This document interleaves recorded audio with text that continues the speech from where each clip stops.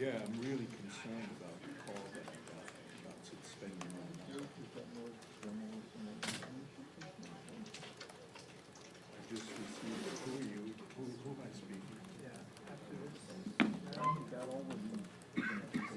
Okay, do you have, yeah.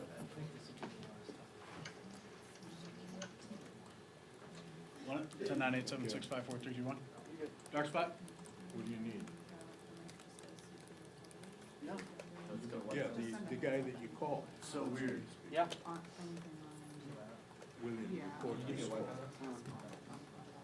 I haven't seen anything yesterday. Okay. Well, actually, you reached the FBI office in Washington DC. I mean, I don't know who's on the list. I didn't get it, so, yeah. So, yeah, John Smith, 2002.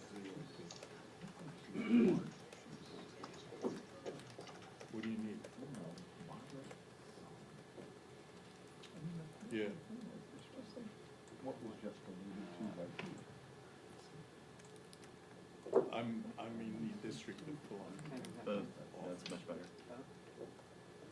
That's better. Okay. No, 2003. It cut all the way.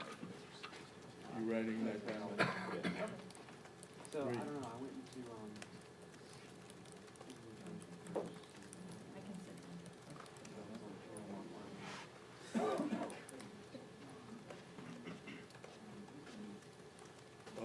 I'm lying?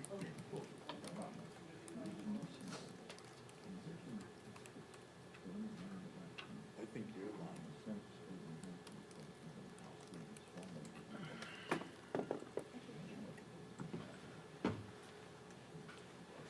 Okay. Okay, yeah, thanks.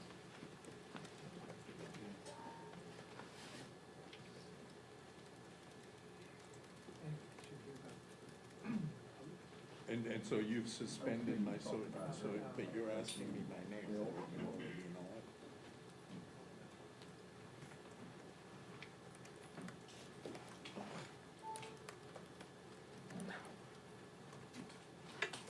Okay. And so you're calling instead of writing?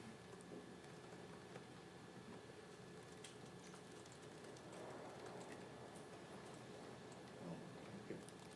Oh, you send social, huh? No, never lived in Rockwood. What address do you have? Well, in theory, you get new. Oh, but I know who I'm speaking to. Right. So this thing's gonna blow up tomorrow and I'm gonna have to care about it? I think you're lying. I think you're lying.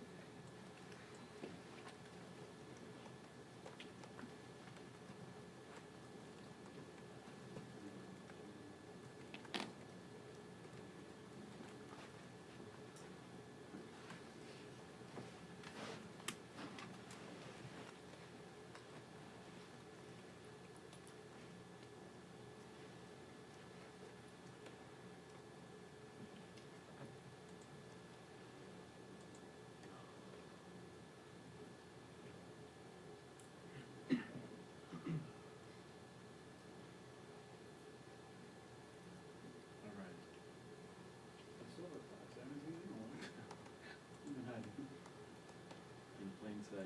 Back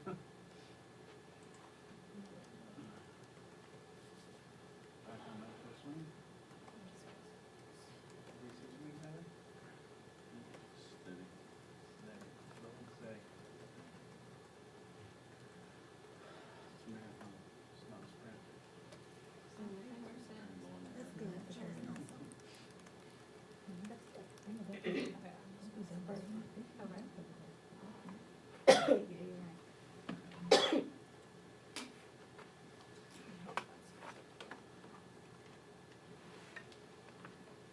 Spring training exams, starting for yet? Submitted it? You don't know, I guess. Thanks for walking across, Billy.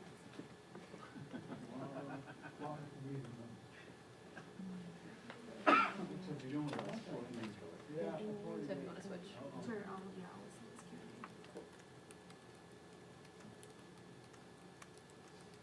listen to this Q&A.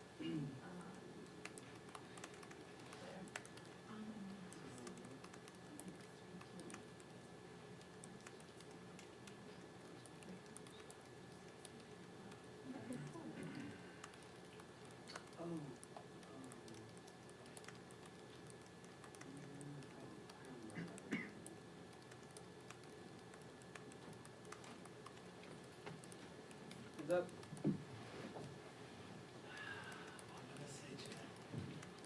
Just under the watch. Do you know, when I was up in New York this week, I met with a few of your bosses. They brought you up. They told me they said you told them to tell me good afternoon or something.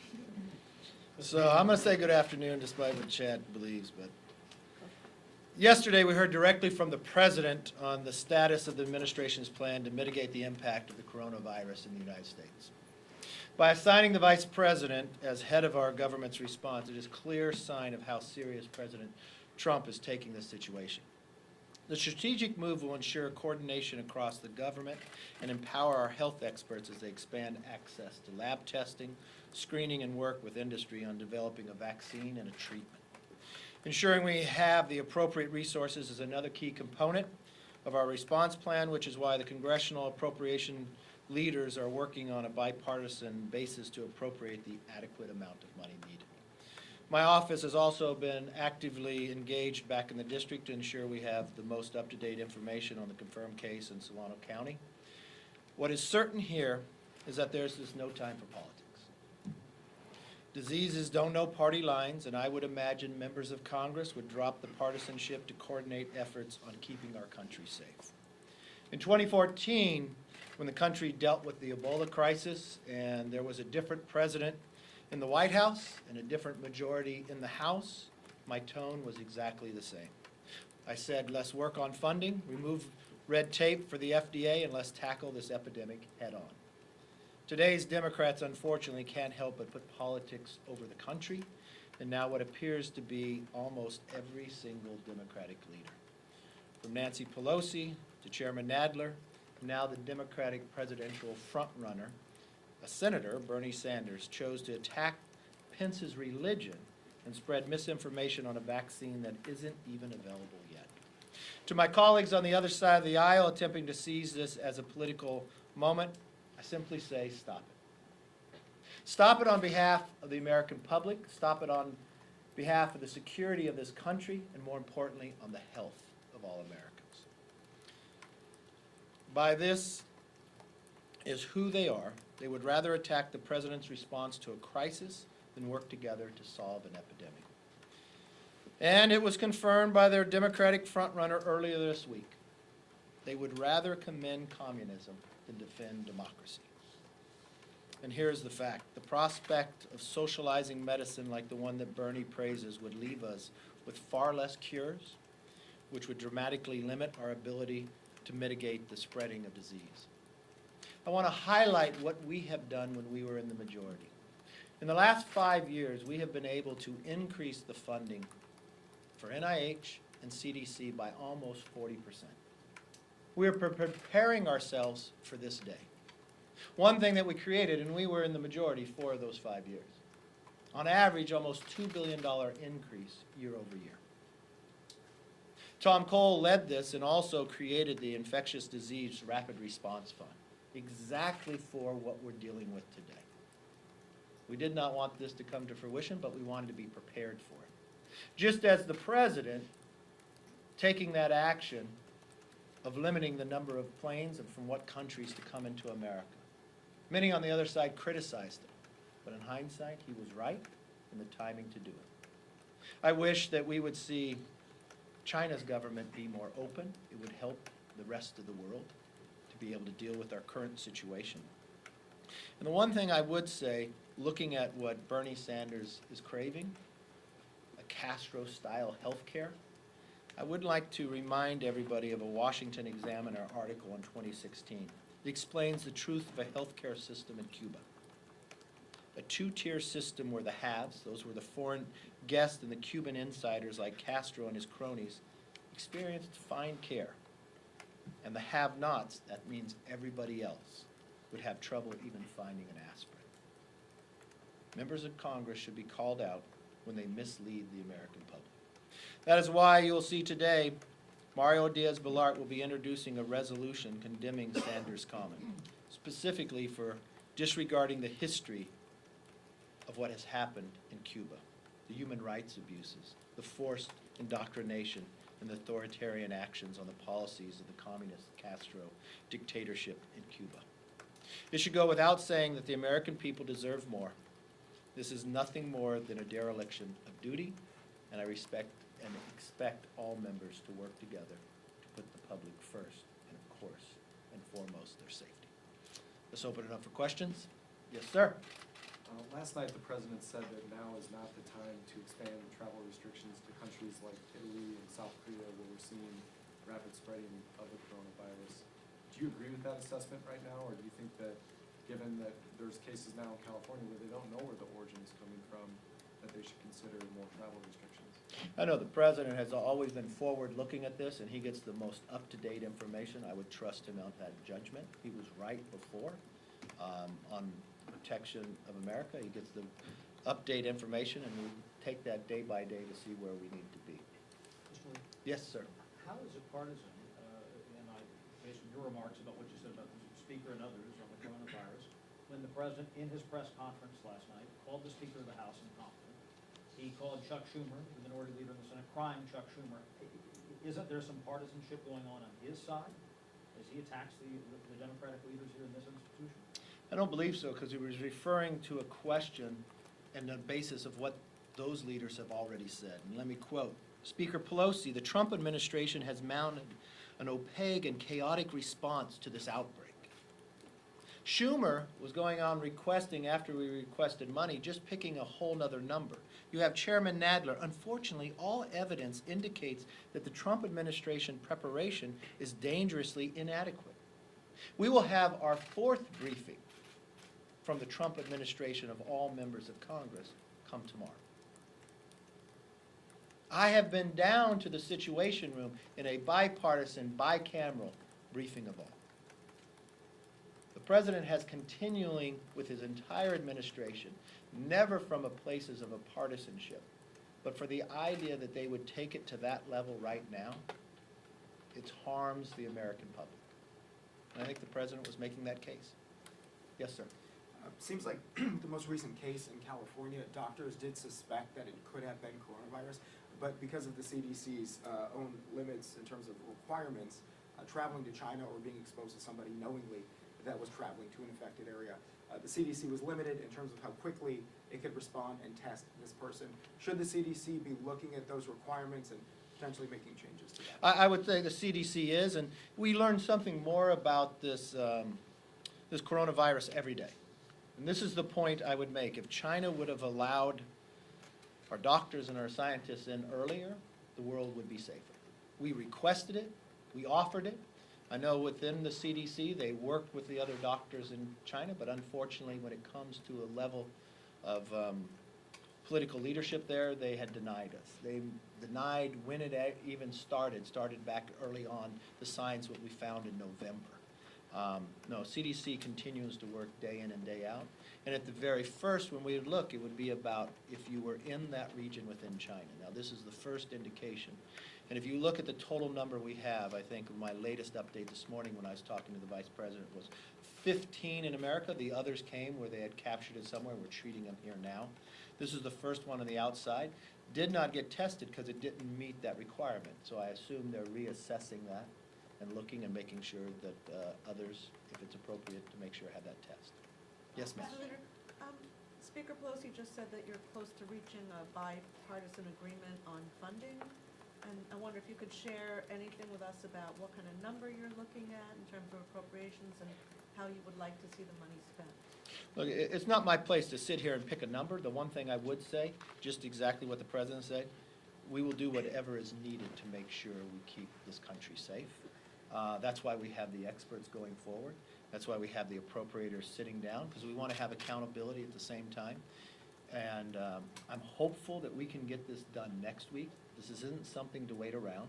It's not something where Chuck Schumer should play politics with. And I will give credit to the appropriators who've been sitting in the room making it happen. There's a number of things I would listen to the experts on what they need, and that's what they have piled together when it comes to supplemental from the White House coming down and the medical experts as well. That's what we'll look at, and I think you'll find a very bipartisan vote. And from my point of view, I want to get it done faster than waiting around, and I don't think you're going to see an argument on either side. Is Schumer's number too high, the 8.5?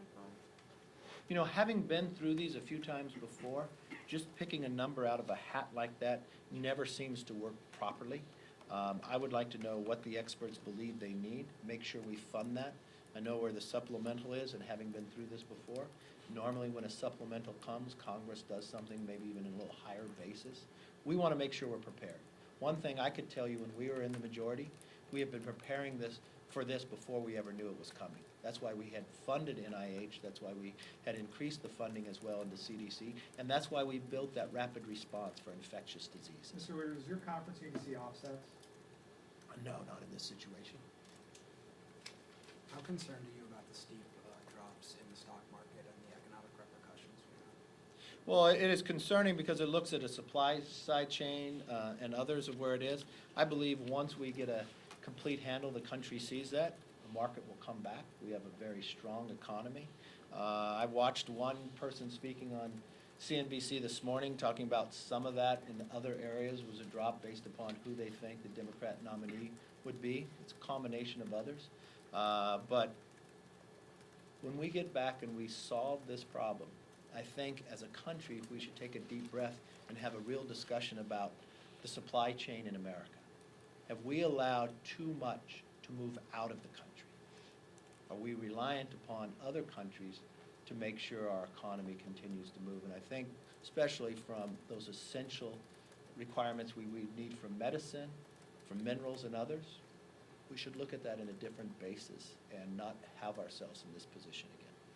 Mr. Leader, FISA deadline coming up. You've got a variety of views in your own ranks about how this needs to be handled. What's your view? Attorney General is asking for a clean reauthorization in the Senate this week. What do you want to see? I want to see reforms to Title I. I know a number of members want to see that as well. I have reached out to Steny Hoyer. We're working together along with Judiciary Committee and the Intel Committee. I know that the Democrats had to pull their bill yesterday. I think anything that moves within FISA should be bipartisan. There is a need for reauthorization, but there is a great need for reforms. And I think in Title I is the critical section that it needs, and everybody understands that as well. This can get done. Unfortunately, that the majority party has been spending the vast majority of their time on impeachment and investigations when they should have been focusing on this as well. But I think having done that, we've learned a great deal about Title I and the reforms needed to protect American What citizens. specifically in Title I? Can you lay that out in detail? We have a number of amendments. I won't walk you through today, but we're talking with the What are the Democrats. concerns that Republicans have after the experience in 2016? I mean, what's in there right now that's problematic for you? I don't want to see abuse of the system along to American citizen. I don't want to see it used for political basis. We've had reports back, even from our own Justice Department, about the misuse within the FISA court. So how can we have some check and balances that this never happens again. I mean, I think all Americans would want that, and that's what we're having discussions about right now. Can it get done before March 15th, the deadline? Oh, yeah, there's a will, there's a way. We have laid out a number of amendments that we see that could be, and we were prepared yesterday for the markup to offer those amendments, to improve the bill, to move forward. It was the Democrats who decided to pull it back. Steny Hoyer has worked on this issue before, has worked it through when he was in the minority, working with the Republicans as well. I believe we can work together to improve and make sure we have those reforms to protect American citizens, at the same time protect us from any foreigners who seek to do us harm. Would it be appropriate to add FISA to the coronavirus stuff? No. I do not think coronavirus should be added to anything. It should be standing on its own, and it should move just like that, and it should move fast. I think a real sign of not playing politics with it, making sure both sides are working together, and making sure the American public has the resources they need to combat this, just as the president has requested. Are you concerned that the administration has eliminated some positions dealing with infectious disease? They eliminated the NSC position and also, I think, have scaled back CDC epidemiology around the world? NIH and CDC have more money from this administration than they had from the past administration. In any organization, they constant improvement, however they streamline that in the process to make sure the outcome, the number one thing I want to see here is the outcome and the safety of the American public. That's exactly what the president is looking for as well. That's why he has provided them more money and being prepared for this situation. Thank you all very much. Thank you.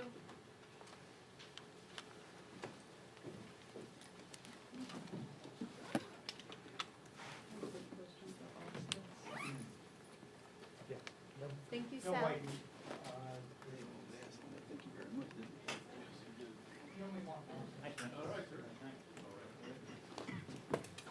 There you go. Yep, see ya. I will write something. I'll be a pig. What's your next one? I mean, that was your thing. Kind of down. Two in a row. If I put I'll take three in a row.